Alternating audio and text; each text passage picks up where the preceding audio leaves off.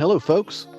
Thanks for joining us on Head Inside Mental Health, featuring conversations about mental health and substance use treatment with experts, advocates, and professionals from across the country, sharing their thoughts and insights on the world of behavioral healthcare. Broadcasting on WPVM 1037, the voice of Asheville, independent commercial-free radio. I'm Todd Weatherly, your host, therapeutic consultant and behavioral expert. With me today is dad extraordinaire, clinician, neurobiology expert, Dr. Rob Gent. Dr. Gent is an accomplished clinician and expert in psychotherapeutic development with a distinguished career that spans over 2 decades. He serves now as the Chief Clinical Officer for Pacific Quest, a residential mental health care program for adolescents and young adults on the Big Island in Hawaii. Dr. Rob holds a PhD in psychology with an emphasis on neurobiology and the science of relationship and development. His work is centered on the advancement and development of integrative health, where neurobiological, psychological, physiological, and relational development intermediate to create optimal healing and functionality. He remains deeply committed to innovating the science of integrative health and implementing research to enhance the effectiveness of therapeutic interventions and residential care. Dr. Gent is a nationally recognized presenter, educator, and expert in the field of clinical therapy and treatment. His personal and professional journey reflects commitment to excellence in both his family life and his work. Dr. Rob, welcome to the show. Thanks for joining us. Wow. Thanks, Todd. It's such a privilege to be here and be able to talk with you today. No, the privilege is mine. I'm just glad you took the 6 hour. We were able to navigate the 6 hour time difference and make it work. Early morning for you. It's already afternoon for us. How's the Big Island going? Yeah, Big Island is beautiful. I feel very fortunate to be able to be at this place in my career, to be able to be here working with adolescents and young adults, and more importantly, with families and their parents. And there's this ongoing need, of course. What does family systems work look like? I just will say it really quickly. We're seeing this big gap between how old are these kids chronologically in years versus how old they are emotionally, developmentally. Yeah. And so it's been a big been topic at conferences lately. Yeah. I've gotten to see you speak, but I'm seeing others, and it's, we Ericksonian kind of logic doesn't quite fit anymore. No. It really doesn't.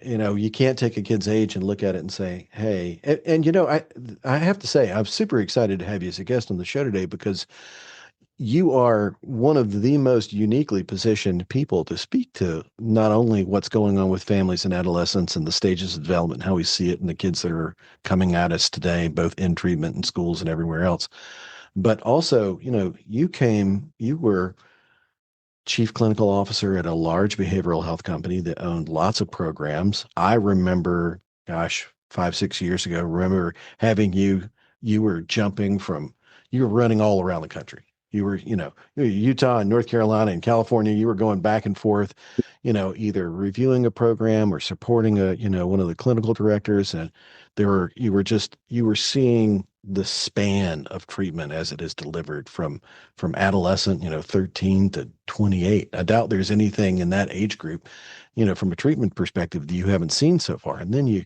jumped across the water to go over to what is ultimately a much smaller and intimate program. And the Big Island, people don't think of the Big Island this way, but it really is kind of remote.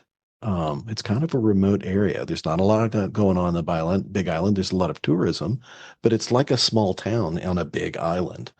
And having been there and having seen the program and everything, I wonder, how is it you compare the work you saw being at the helm of the behavioral health company with multiple programs in your view, down to looking at it from this, a little bit more microscopic, like really getting invested in some of what it looks like for families and the clients that are referred to Pacific Quest and the kinds of problems you're seeing. Where do you see the contrast? What's the contrast in your view from a programming perspective? What's that been like for you? Yeah, appreciate the question, Todd. Yeah, was an intentional shift for sure to go from this national big company. And a little bit of an anecdotal story is that I was presenting and traveling, as you saw me multiple places, and I kept seeing these common themes around nutrition, gut brain axis. What are we seeing over and over again? We were wondering, you know, I would talk to clinicians and, these kids were in a little bit of a brain fog, something was going on. And I would say to them, well, just ask them what they've had to eat in the last couple of days. And Or the last hour, you know. in the last hour, and then I would get this response of like, oh wow, come to find out it was a bag of Takis and a package of Oreos that they've had. And we wondered why they weren't had this fluid thinking, and the vulnerability was tough, and there's ADHD and there's all of this stuff. And so we were seeing that pattern happening across the nation. And so I was very intrigued to look at it, to be able to refocus in a way where I wanted to really, really get down and understand. In Pacific West, I came here and spent a lot of time with them, and they have a very strong medical component to look at this principle of integrative health. So the psychiatrist, the psychiatry, the medical staff here looking at how do we look at functional psychiatry, integrative health, and medicine, and tie that all into psychotherapy was this opportunity that I had not seen anywhere else, and being able to prioritize it. I mean, you've been in this industry, you know how limited a psychiatrist's time is. You know that a true medical doctor looking at this relationship and then having professionals in a psychotherapeutic dynamic, it is very expensive and very hard to come by. Many people will say that, well, that's not the most profitable business model. That's true. But I knew that coming here in Pacific Quest was ability to be able to really refine and seeing what the need is and how to treat that from even looking at working with a psychiatrist. What medications are people on? Are we seeing an accurate diagnosis? I mean, medications are so overprescribed now, and absolutely essential, but the medications need to be assessed in an ongoing environment where we could balance out. And this is what I knew Pacific Quest was very good at, and why I wanted to be here, is that, get them off the sugars, get them into, great unprocessed food, whole foods, get the right amount of sleep, the exercise, being outside. At this stage too, when we talk about residential treatment, as you know, Todd, it's like, I mean, who doesn't call or who doesn't struggle with, I don't know what to do about screens and my kid, they're addicted to their phone. They won't get off of it. And they're just locked in their room, or they're just absorbed by this stuff. So Pacific Quest for me it was coming to the Big Island was a chance to get this population that was still occurring on the mainland, but get them into this very contained environment that we could really strip it away and do assessment and treatment in a much different way. But yeah, I was going to say, in seeing the results, because I know you've had your hand in research, like what are you seeing in the numbers? Are you getting to like do some comparative and get some other folks involved and colleagues and look at what what from a research standpoint is looking like? What do the numbers look like right now? What do you see? Yeah, so we are part of the NATSAP ongoing research project through the NATSAP, and thanks to Mike Petrie and R2D2 and all of that. Yeah, we've been a gold member. Pacific Quest has been a gold member contributor, so we can see lots of outcomes. What's really been fascinating comparatively is to see the amount of getting out of clinically indicated numbers, clinical levels, into much healthier numbers in a quicker fashion. And when we look at like the SWL, we'll do it's a measure of well-being. We see these rates are much faster than other programs. And I believe the correlation is to exercise, movement, nutrition, looking at the type of psychotherapy we are doing, looking at this from a developmental lens, working with the family systems, all of that together, I have seen compared to, I was doing outcomes at this very large behavioral health company. We're seeing a much quicker access to healthier numbers. And then I, of course, want to look at it long-term too.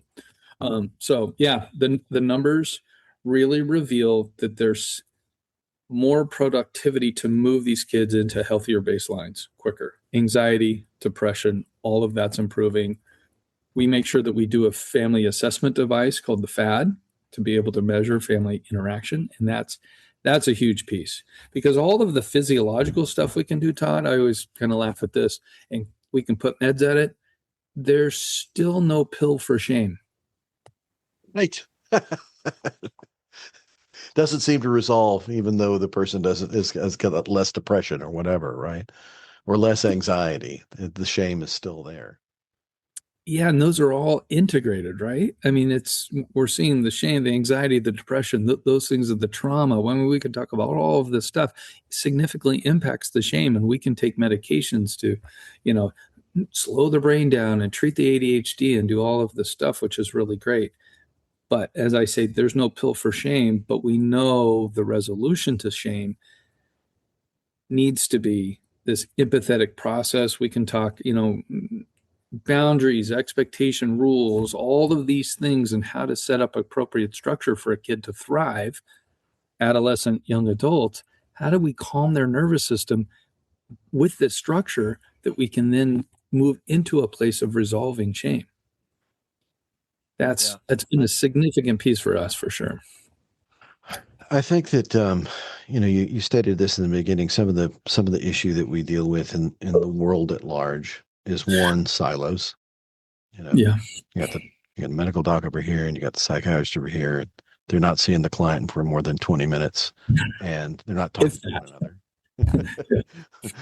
And to get an integrated approach, to get a team of people, especially in an outpatient version, where all the therapist and the doc and the people are talking to one another.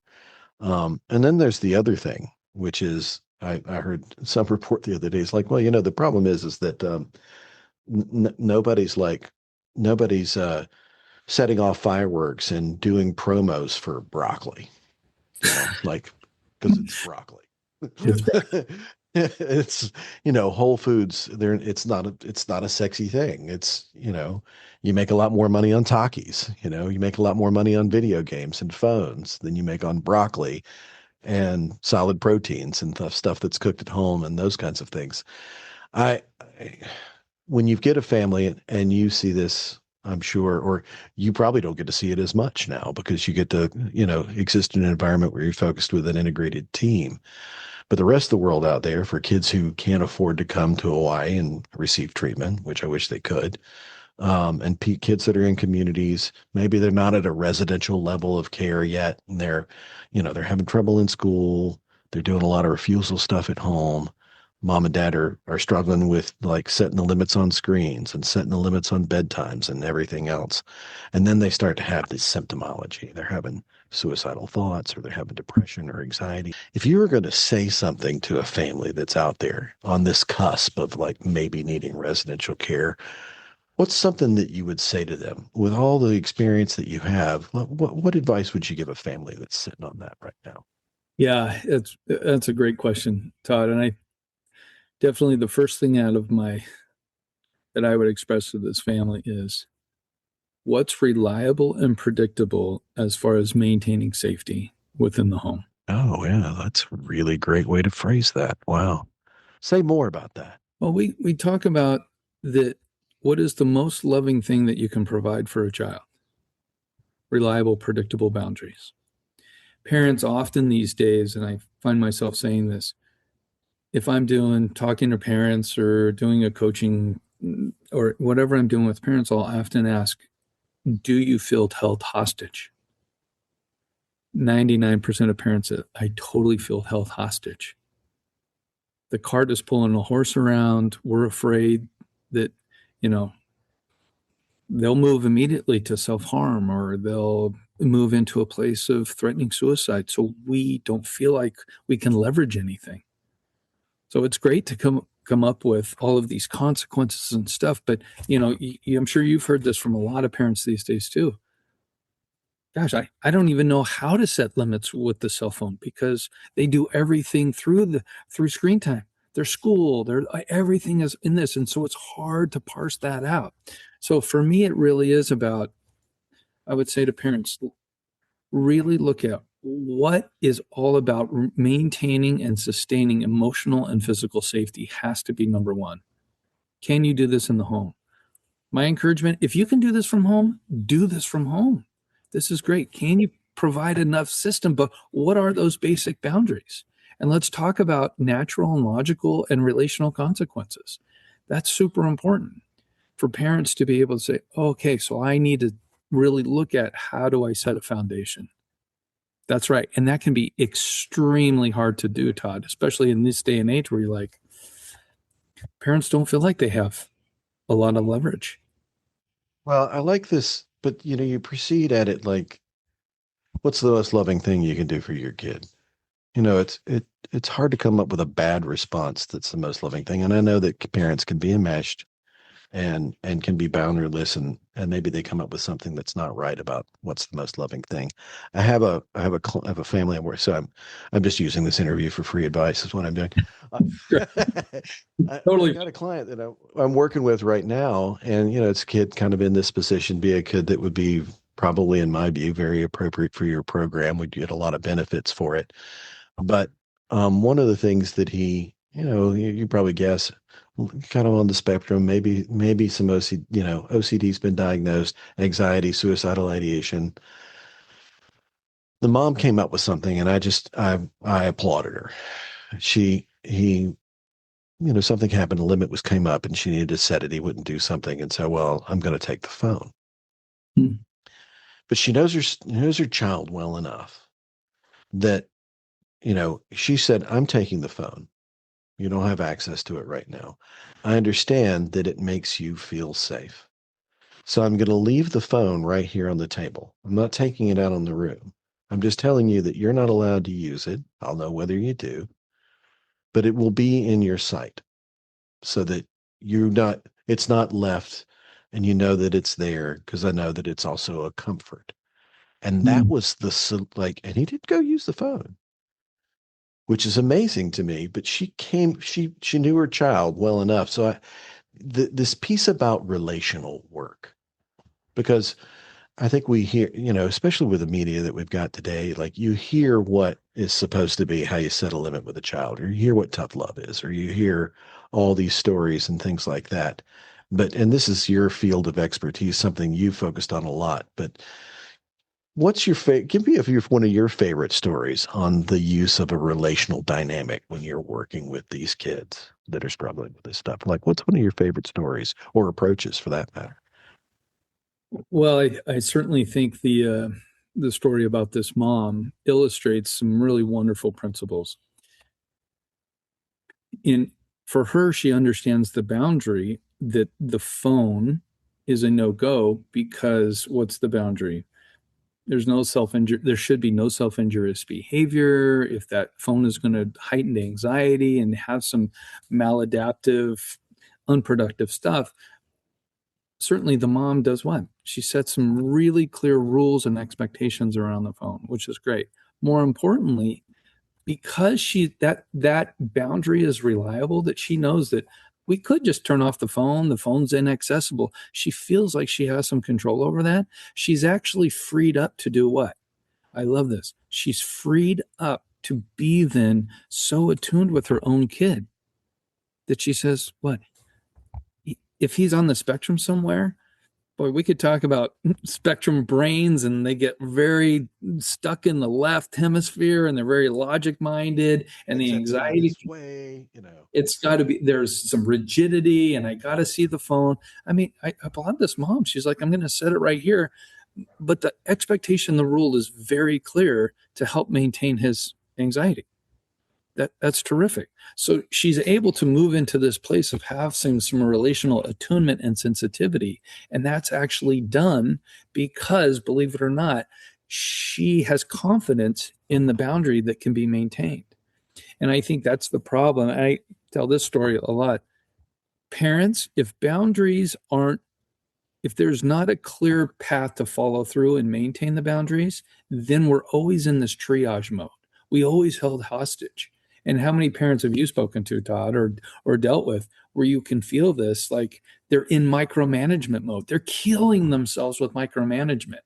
And then they're getting into this pattern of the kid finding loopholes. And I call it the behavioral hamster wheel. They're on this behavioral hamster wheel trying to maintain all of this, and they miss the relationship, because I like to talk about this principle.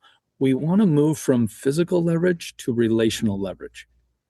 And that's a developmental thing that most parents would love. Oh, great. I don't have to get all this physical leverage and threaten all this stuff or leverage all. It's really about developmentally, we're into relational compassion and understanding and regret and remorse, all of these pro-social developmental things that oftentimes I hear these kids struggle with. Does your kid have empathy? No, they're incredibly selfish. Let's talk about why and how to get there. Shame in itself breeds selfishness and being the victim. Shame strips us of real accountability. Well, and limit setting, when a kid gets in trouble, shame's part of it. It's like, hey, you've Yeah. done something wrong. You know, why you should feel ashamed of that. Do something else because you don't want to feel ashamed anymore. But I see the dynamic that exists for families at times when it's, they chase after limits, and they chase after being smart, being more clever than their child, which I mean, almost universally, the child wins this race because they're just, they've got more free time, really, in the end, to kind of figure, I can get out the window this way, or out of the house this way, or get these substances or whatever it is I'm after. They're very clever at going after one thing that they want. And when they feel like the thing that causes their anxiety resolve, even if it's unhealthy, is being taken from them, it's just like you say, you've stripped them of safety. They don't know how to be safe without that phone, drugs, you know, some, indulgent relationship, whatever it may be. They don't know how to feel safe about that. They've figured out a way to feel safe doing this. It's unhealthy. Yes, we see that. And you're going to go at it from trying to take it away from them. And it's like, they talk about this with kids on the spectrum as well. It's like you've got to go at it from a safety standpoint. Like, what is it that causes this person to feel safe? The other thing I think that kind of gets us past some of the game, which is, well, you want your kid to be safe. Your kid actually wants to be safe, even though what they're doing is not safe. But they want to feel, whether safety may be belonging, it may be that there's a feeling they're getting out of the thing they're doing, and that causes them to relax or abate anxiety. And if you can ask a really good question, it's like, how do you and I both get the need met that we're looking at? Then you can be relational, and you might, involve your child. For you as a clinician, and you're over the whole team, so you get to see all these, clever new clinicians trying new things and all the cool Yeah. stuff. Like, what are the cool interventions that you're seeing for that your treatment team comes up with, and that your direct care staff and therapists are coming up that? What are the cool things that you're seeing out there that are really working with kids from a relational and safety standpoint? I really appreciate you talk about safety, and I might, I'll just throw a little bit of neurobiological stint to Oh, it, why not? While we're at it. if that's okay. But yeah, so I like to talk about this principle of regulation versus dysregulation. A lot of we throw these terms around. What's regulated versus what's dysregulated?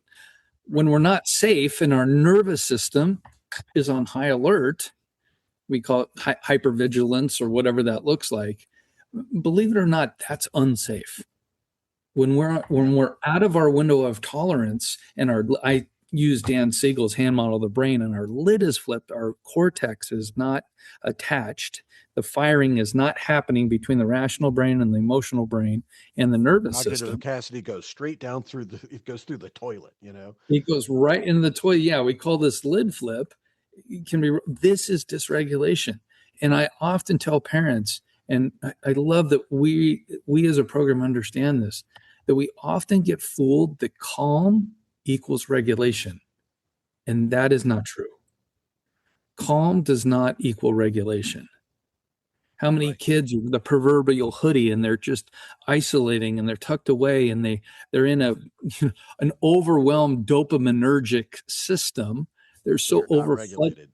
Yeah, they're dysregulated, but they can present as calm or they're shut down or whatever that means. And so for us, back to your question is, it's really wonderful to get back to this place. Now we have the luxury of there's no cell phones or they don't bring them to treatment. So we've created an environment that has removed it. Now, do they need to go through this detox period? Part of this, Dot, is you understand is that we have the luxury as kids come to us, they get off the sugars, they get off the carbs, they get off the screens, they do a full detox, believe it or not. And there's a relational piece to this. They're immersed into what I call the secure base. And developmentally, that means they're immersed and surrounded by people who are committed to doing what's developmentally best for them. So instead of timeouts, they get time ins. We're transforming, we're creating neuroplasticity in a way to help that regulation. They have to go through this process of recognizing what does it mean to be regulated. Now, we have done some wonderful things. I can think of an anecdote. We had this young man, an adolescent, who was very high IQ, high anxiety, super smart kid, has been through lots of treatment, seen all these outpatient therapists, very dysregulated, but showing up every day and being able to go into the gardens and take some ownership, put his hands in the dirt, be able to look at, hey, I got to water plants, I got to care, and being able to see some growth. Doing that with some staff for us brought him to a point of regulation that we knew we had a foothold for him. So whenever he would start to lose it and get dysregulated and become really in a state of maybe wanting to slip into a sympathetic reaction, fight or flight, or get super defensive, going in. So an intervention for us is using some gardens that will go into the gardens and do some horticulture stuff. There's an ability to hop in the water. Let's get in the ocean. Let's do those things. But more importantly, it's about this relational context. What's reliable and predictable with the relationships that I'm having in the structure that I'm in. That's the number one thing to help these students move from a place of dysregulation to a place of regulation is really starts with relationship. What's reliable and what's predictable. We know that's the biggest thing. So we talk a lot about shame. I mean, it sounds like a little placating, but Todd, our goal is shame causes dysregulation. If you've got ADHD, there's a strong correlation between ADHD. Are you familiar with the work of Robert Sapolsky out of Stanford? Oh yeah, yeah. Yeah. He gets brought up a lot and with guests that come on the show. So Sapolsky's work talks about, some of his research says our physiological states are correlated to our social emotional states, meaning that as we're filled with cortisol, it has a distinct relationship between states of cortisol and actually states of shame. Wow. How many of these kids have lived flips are filled with all kinds of cortisol, stress hormone, all of that's going on with them. Dopaminergic system, adrenaline fatigue, because they're always seeking this input. All of that produces a certain state is correlated to this principle of shame. And what's the only antidote to shame? Thank you, Brene Brown. Empathy. It brings me to a story. So I'll share a little personal story. Yeah, please. I've been married almost 30 years. So I share this story to talk about how slow I am, really. But my wife was a military kid, like jumped around, moved to all kinds of places, which also meant that, suddenly you strip away from your friends and you go to a whole new environment. Hawaii was one of them. She Oh, really? lived on the island of Hawaii and experienced in Hawaii racism because she was not Asian. She had a teacher who was Asian, and she has these trauma stories that are associated with school, and a lot of them, as you might imagine, revolve around shame. Revolve around, you're not good enough, or you're not included in this social group, or these friends are not, and her story is not different than so many others that are out there. And so, anytime we've gotten into the heated debates or the quibbles or the whatever else. A lot of the way that we approach conflict, I think, or at least, having looked at it as a professional, having experienced it as a person, a lot of the way that we approach it, conflict with a person, if you've done something and I don't agree with that something, and I want to go to you and tell you about the thing that you did and how it's wrong. And there's a conflict, there's a disagreement. It's like, well, you wouldn't want to be wrong, would you? A person would be ashamed to be wrong. And we approach it from our approach to conflict is shame based in society largely right now, I Mm. think, at least from what I'm seeing. And I'm not, and I can't say that I was ever necessarily different. It's like, well, you do it the right way. You don't do it the wrong way. That's the wrong way. Who would do it the wrong way? You should be ashamed of that. Anytime I would approach my wife this way, I got into trouble. And I realized about 25 years in, I'm like, my wife hates to feel ashamed. And if I want her to do something, for me differently, I just need to talk about the thing that I need, not her being ashamed of something. Because when I do that, it triggers the response that's like, from childhood long Mm. ago. And I'm like, and then I was like, I think I actually do the same thing. If somebody tells me that I'm the terrible person because I did something wrong and I should feel ashamed, I'm like, who the heck do you think you are? I could, like the reaction, just the base reaction, I feel like that is humans that we are, we sit in the midst of. And the reason why we use shame as this mechanism is because, thank you, Brene Brown, we forget to be empathic. We forget to have empathy for the person that we're working. It's like, where, why would they do that? Maybe I felt this way about this, but maybe it wasn't about me. So what is it about that we're actually dealing with? And you go that you come up with far more sophisticated ways to deal with problems, first of all. And two, you end up in a relationship that's deeper and more sensitive and more, more attuned. I love this word, more attuned, so that you Mm. can actually be with one another in ways that are effective. And that sounds like what you're teaching these kids. Are you teaching that to families? I guess that's the question now. I know that you are, so it's a trick question, but like, how are you teaching this to families? Because kids get through with treatment and they go home and then they've got to land all this stuff back in the environment that they came from. How's that? Like, how does that look for you as a clinician, seeing these kids go off and return? You're bringing up the most critical piece, really, Todd, is how do we create the change within the family system? Because I mean, how many families have you seen good, great treatment, and you plop them back right into the same environment Mhm. that they were before? And when it comes to substance abuse, how many times I'm forgetting if it was Sam's or somebody did this research, but how many times do people go into substance use treatment before it starts to take root and their environment changes?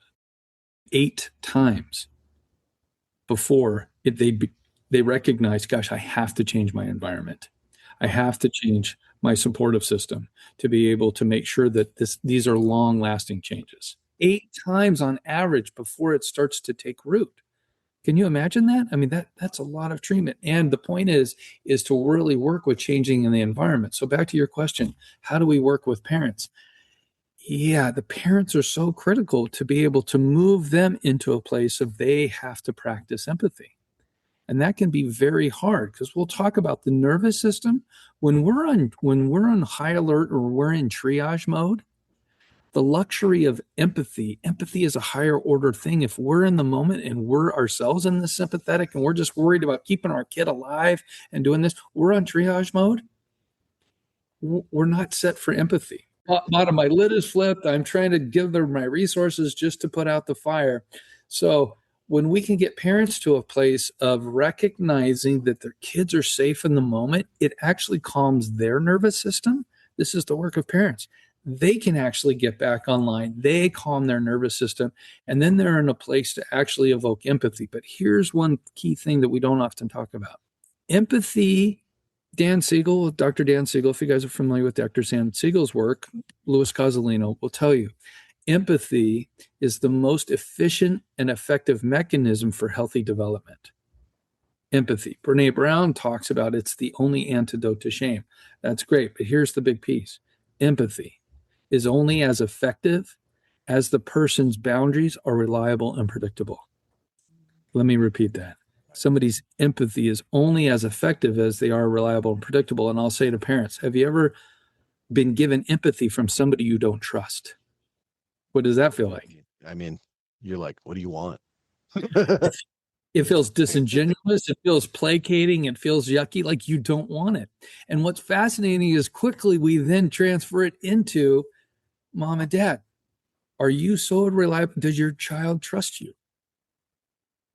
Well, you don't have boundaries. We're actually enmeshed. I don't know how to individuate. And if you're okay, then I'm okay. When we get into this, that actually it's what's interesting is foundationally, there's not the reliable and predictable structure in place in order to have a real profound sense of trust. So the empathy actually then becomes less effective.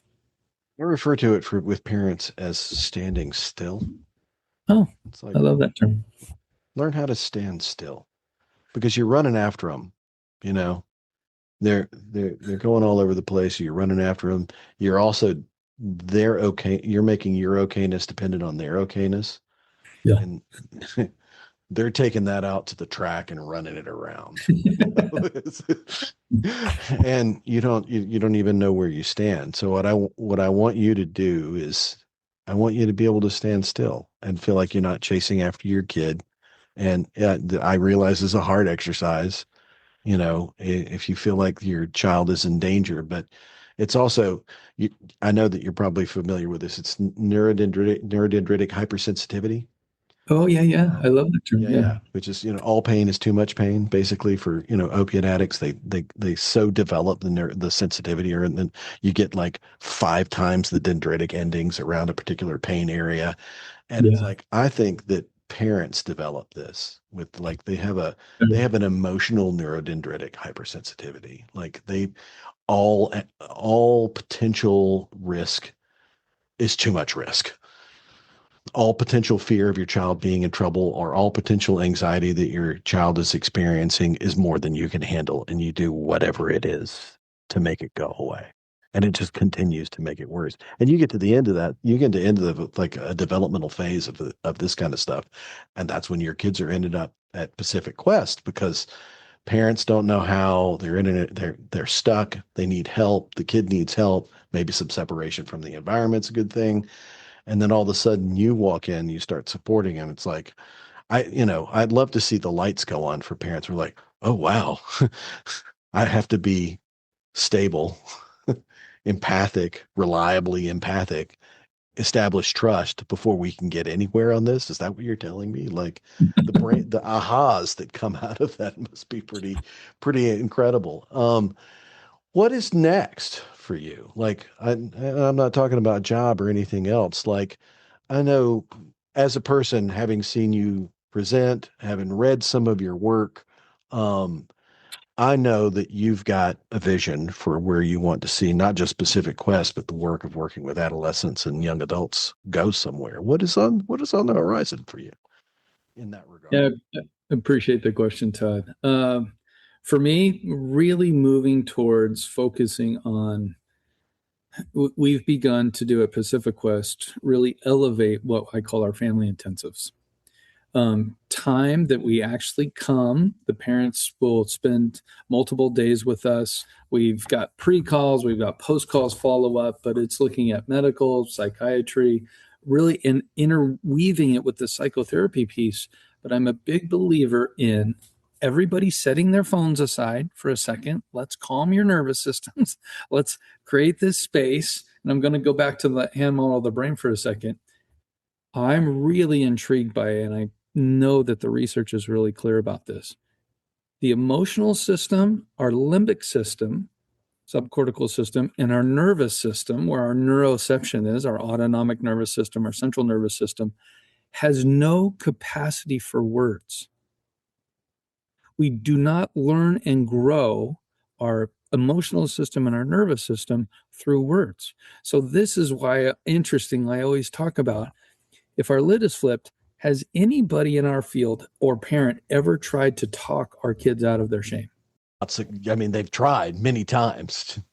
We've all tried, and it's ineffective. The emotional system and the nervous system only grow and learn through experience. The amygdala also has long-term memory. Like, yes.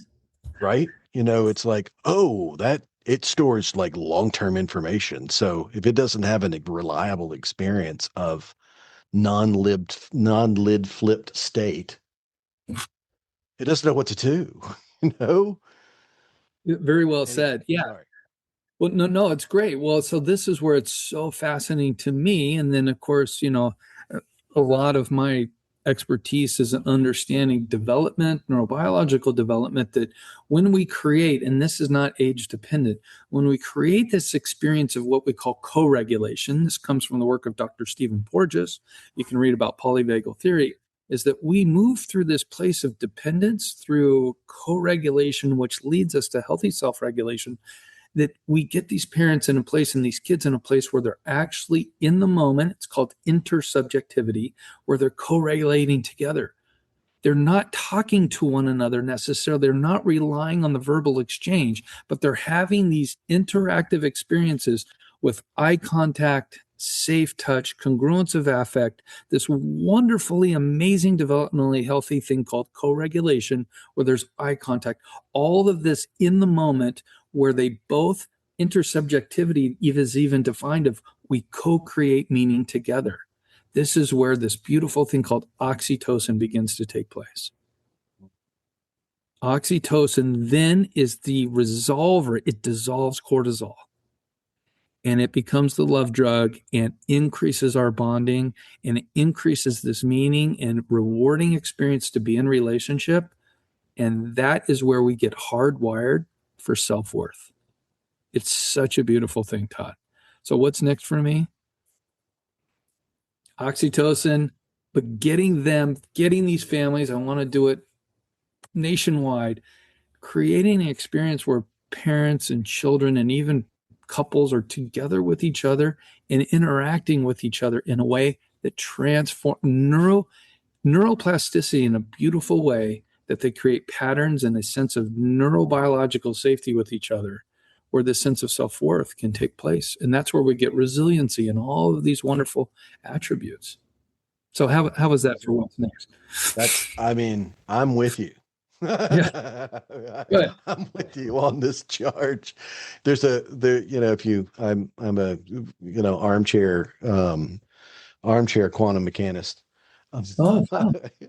I love reading about quantum mechanics, and there's some guys out there like, I think eventually we're going to boil the universe down to a couple of lines of code. And I think you kind of just did that to a certain extent. Like, it might just be the dissolution of cortisol and co-regulation that's the answer to just about everything that everybody's dealing with.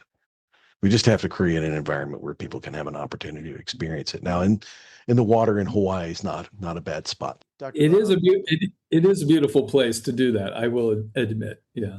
Yeah. Dr. Gent, I love hearing you talk about the expertise. I can't wait to see you back out there in the conference world again. I'm sure I'll catch you at some point in time, but it has been a real pleasure for me and an honor to have you on the show. It's good to see you well. It's good to see you and your family well. I've seen the pictures of you guys out there on the island. So I hope that you will return to the show and we'll talk a little more about this future worldwide goal that you have. Great. Thank you so much, Todd, for having me on. Absolutely. This has been Head Inside Mental Health with Dr. Rob Gent. We'll see you folks next time. Take care.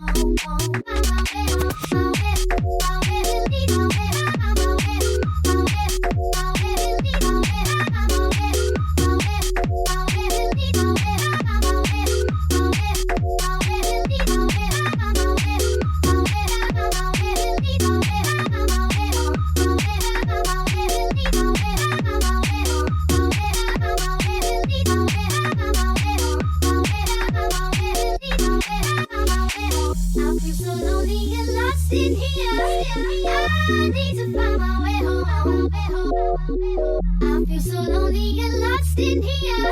I need to find my way home. I feel so lonely and lost in here. I need to find my way home. I feel so lonely and lost in here.